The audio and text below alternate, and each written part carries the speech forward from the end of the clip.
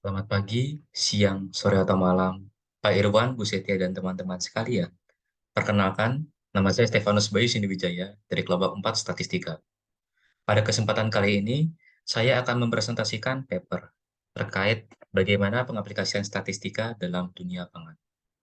Untuk topik yang saya pilih adalah evaluasi susu rebus di kota El Obiet dari segi higienis dan segi keamanannya. Pembahasan paper ini akan terbagi menjadi 4 bagian. Yang pertama adalah tujuan penelitian, di mana peneliti ingin mengevaluasi kebersihan dan keamanan susu dalam kurun waktu 3 tahun dengan cara pengambilan 84 sampel dari 87 penangan susu, di mana setiap sampel yang terkumpul akan dimasukkan ke dalam wadah steril atau cawan Petri untuk dilakukan perhitungan jumlah plat aerobik atau plat APC. Adapun jumlah plat aerobik atau APC ini diidentifikasi sebagai total mikroba yang mengkontaminasi susu rebus tersebut. Dengan mengetahui total mikroba yang mengontaminasi susu tersebut, maka dapat dijadikan sebagai indikator untuk mengevaluasi kualitas mikrobiologis dari suatu susu rebus. Setelah kita mengetahui adanya penggunaan perhitungan jumlah pait aerobik atau EPC sebagai indikator untuk memperoleh data atau menjawab tujuan penelitian, maka kita bisa menyimpulkan adanya penerapan variabel random discrete pada penelitian ini, yaitu variabel random yang didefinisikan pada ruang sampel discrete dengan jumlah yang terhingga pada setiap perbedaan harganya. Jadi, jumlahnya itu bisa dikatakan bulat untuk setiap perbedaan harganya, atau tidak ada nilai yang koma, nilai desimal, ataupun nilai pecahan. Mengapa kita bisa menyimpulkan demikian? Karena pada perhitungan jumlah plat aerobik atau EPC ini didasari oleh adanya perhitungan berdasarkan jumlah koloni dalam satuan mili susunya, di mana perhitungan jumlah koloni ini bersifat bulat atau jumlahnya terhingga. Sama seperti ketika kita menghitung jumlah manusia atau jumlah hewan yang nilainya itu dapat dihingga atau bersifat bulat. Setelah mengetahui pengaplikasian variabel random discrete pada penelitian ini, kita menemukan beberapa distribusi yang digunakan di dalamnya. Yang pertama adalah penggunaan distribusi Bernoulli, yaitu variabel random discrete dengan satu kali percobaan yang menghasilkan dua nilai, antara nilai sukses atau gagal. Untuk nilai sukses diindikasikan dengan X sama dengan 1, dan untuk nilai gagal diindikasikan dengan nilai X sama dengan 0. Pengaplikasian distribusi Bernoulli ini bisa kita lihat pada tabel di sebelah kiri, di mana peneliti ingin mengetahui dari 84 sampel yang terkumpul, ada berapa sampel yang terkontaminasi oleh mikroba. Karena tujuan penelitian ini adalah untuk mengevaluasi kualitas mikrobiologis dari dari susu rebus tersebut, maka sampel yang terkontaminasi mikroba akan diindikasikan sebagai peluang yang sukses. Sedangkan sampel yang tidak terkontaminasi oleh mikroba akan diindikasikan sebagai peluang gagal, di mana peluang suksesnya ternyata ada 76 dan ternyata peluang gagal ada 8. Selanjutnya, ada pengaplikasian distribusi Poisson, yaitu variabel random discrete dengan pendekatan distribusi binomial, namun dalam perhitungannya itu berdasarkan interval atau range tertentu. Nah, jadi distribusi binomial adalah pengembangan dari distribusi Bernoulli dengan banyaknya percobaan yang diindikasikan dengan nilai n. Jadi di dalam distribusi binomial ini adalah distribusi Bernoulli dengan percobaan yang lebih dari satu, sehingga didapatkan nilai sukses yang lebih banyak berdasarkan percobaan yang telah ditetapkan.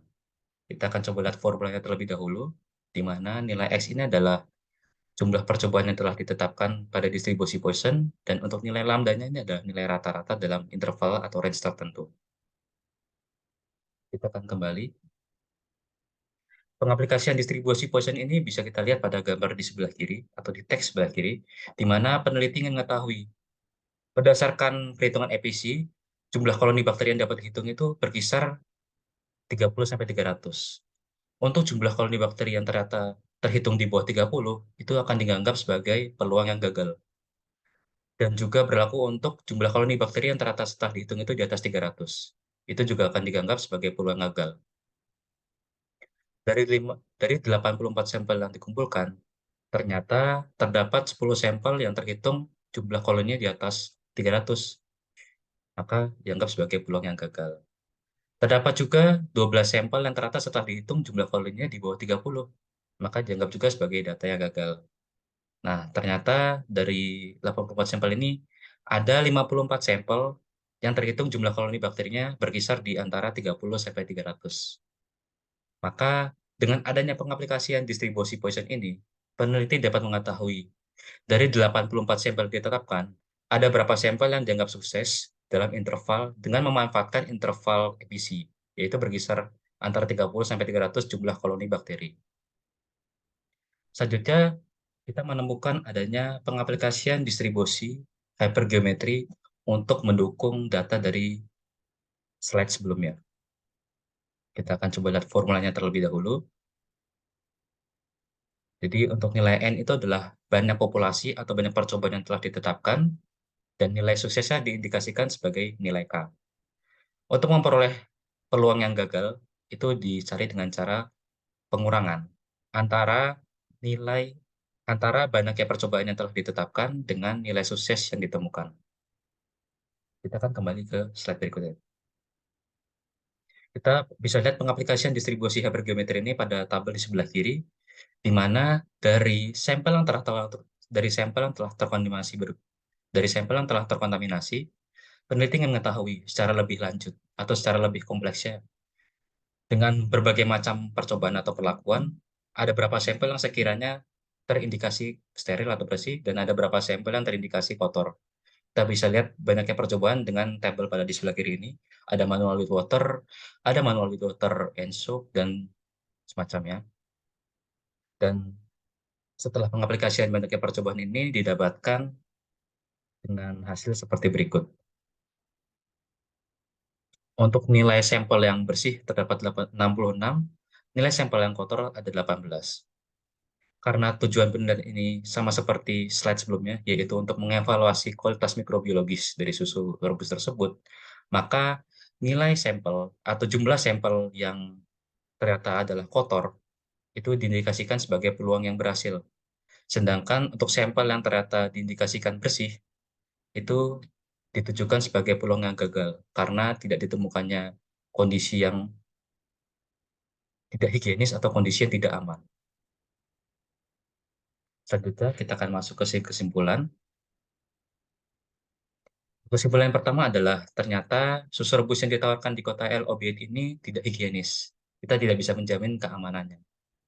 Dan yang kedua, kesimpulan yang telah kita temukan adalah berdasarkan distribusi Poisson, didapatkan 54 sampel yang ternyata terkontaminasi oleh mikroba. Yang dituliskan dalam presentasinya adalah 64%, 64, lebih tepatnya adalah tadi 64,29% dari 84 sampel yang telah ditemukan. Dengan banyaknya sampel yang ternyata terkontaminasi, kita bisa menyimpulkan bahwa kualitas mikrobiologis dari susu rebus yang ditawarkan di kota El Obeid ini cenderung rendah. Sekian presentasi dari saya. Apabila ada kesalahan dalam penerjemahan paper atau jurnal, saya minta maaf. Sekian, terima kasih.